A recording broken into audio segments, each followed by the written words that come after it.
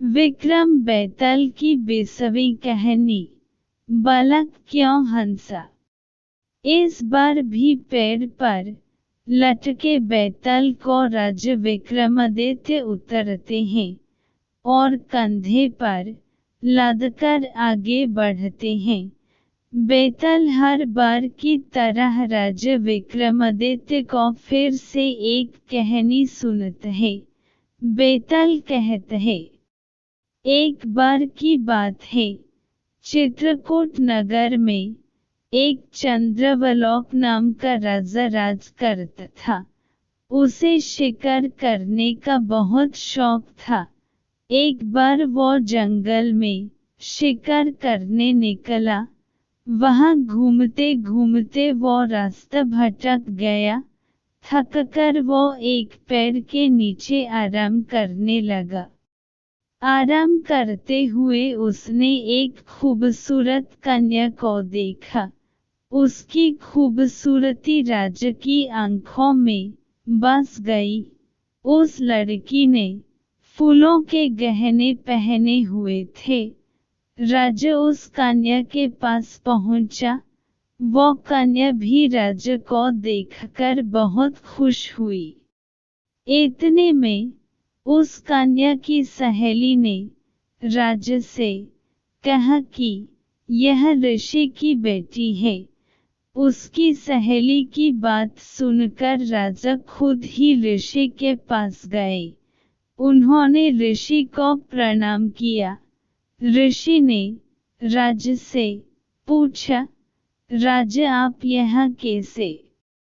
राजा ने कहा, मैं यहाँ शिकार खेलने आया था।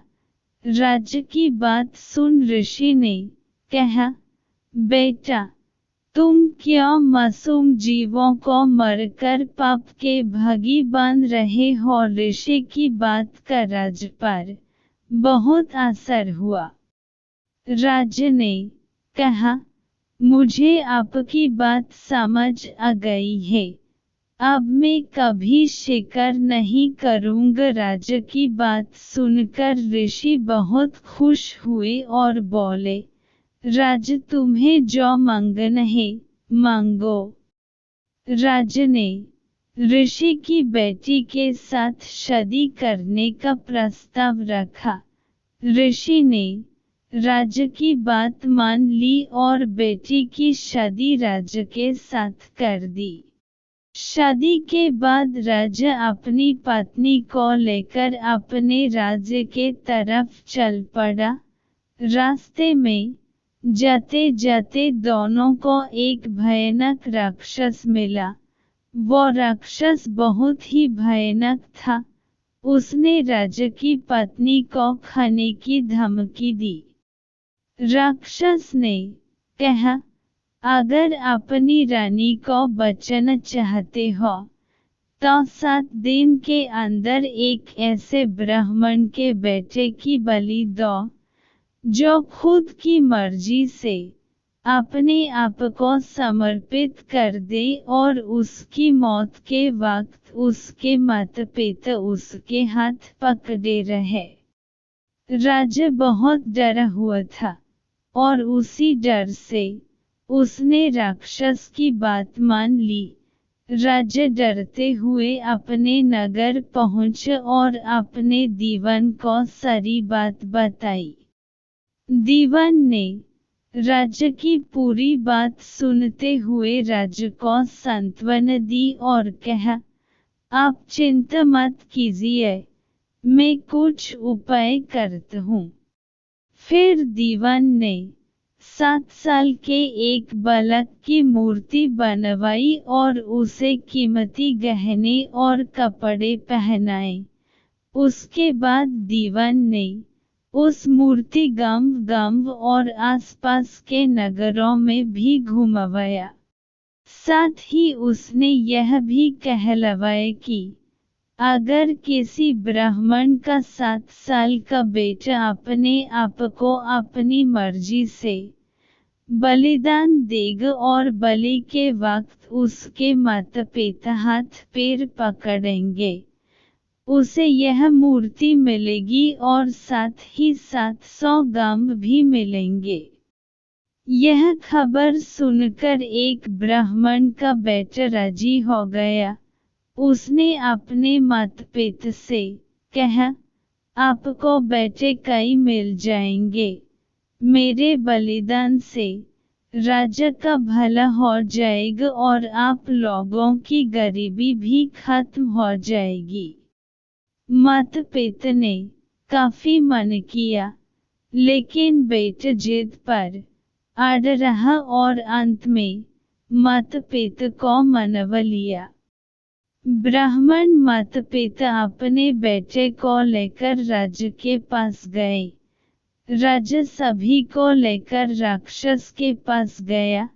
राक्षस के कहे अनुसार राजा उस बालक की बलि के लिए तैयार हुआ और बलि के वक्त बालक के माता पिता ने उसके हाथ पकड़े। राजा ने बालक को मारने के लिए जैसे ही तलवार उठाया, बालक जोर से हंस पड़ा।